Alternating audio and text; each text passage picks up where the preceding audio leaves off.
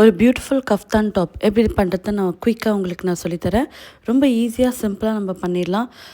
இதை கொஞ்சம் பெருசாக போட்டோன்னா இந்த மாதிரி நைட்டி மாதிரி நமக்கு ரெடி ஆகிடும்.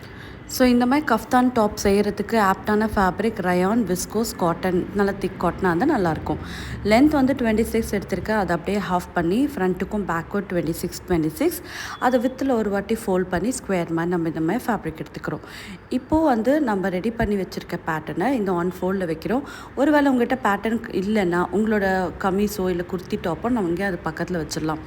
ஸோ டாப் ரொம்ப ஃபிட்டிங்காக இல்லாமல் கொஞ்சம் பேக்கியாக லூஸாக இருக்க மாதிரி பார்த்துக்கங்க. ஸோ எவ்வளோ பேட்டர்ன் இருக்கோ அதுலேருந்து ஒரு 1 inch எக்ஸ்ட்ரா கொடுத்தே நம்ம மார்க் பண்ணிக்கலாம்.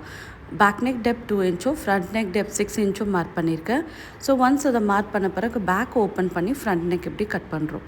இதில் ஷோல்டர் ஜாயின் கிடையாது, வெறும் நம்ம நெக் லைன் மட்டும்தான் ஃபினிஷ் பண்ண போகிறோம். ஸோ ஒன்ஸ் அதை ரெடி பண்ணி முடித்த பிறகு இந்த மாதிரி நம்ம மார்க் பண்ண இம்ப்ரெஷன் இன்னும் பக்கம் வர மாதிரி இப்படி டேப் பண்ணி எடுத்துக்கங்க. அதுக்கு மேலே ஒரு லைன் வரைஞ்சிக்கலாம். இதில் வேஸ்ட்டோட சென்டர் லைன் மார்க் பண்ண போகிறோம். திரும்பி அதே பேட்டர்னை வச்சு வேஸ்ட்டோட சென்டர் லைன் நான் இதில் மார்க் பண்ணி ஒரு லைன் ட்ரா பண்ணுறேன். இதை ராங் சைடுக்கு வர மாதிரி இந்த லைனை ட்ரா பண்ணிவிடுங்க. இப்போ வந்து ரோப் கொடுக்கறதுக்கு வந்து கேசிங் ரெடி பண்ண போகிறோம். அதுக்கு ஒரு ஸ்ட்ரைட் பீஸ் ஃபேப்ரிக்கை ஒரு 1.5 inch வித்தில் 2 சைடும் ராயஜம் அடித்து இந்த மாதிரி நம்ம இதை ஸ்ட்ரிச் பண்ணுறோம். இது பேக் பார்ட்டுக்கு இப்போ ஸ்ட்ரிச் பண்ணது.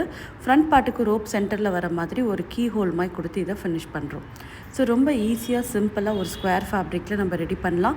அண்ட் இது வந்து சைட் சீம் போடுறது வந்து துணியோட ப்ரிட்டி சைட் ஆஃப் தி கார்மெண்ட்லேயே நம்ம சைட் சீம் போடணும்.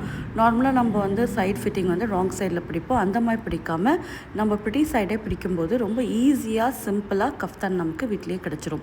அண்ட் இதுவே நைட்டி மாதிரி பண்ணோன்னா இது கொஞ்சம் லென்த்தை இன்க்ரீஸ் பண்ணி ஒரு 54 inches லென்த் கொடுக்கும்போது உங்களுக்கு வந்து நைட்டி கஃப்தான் ரெடி ஆகிடும்.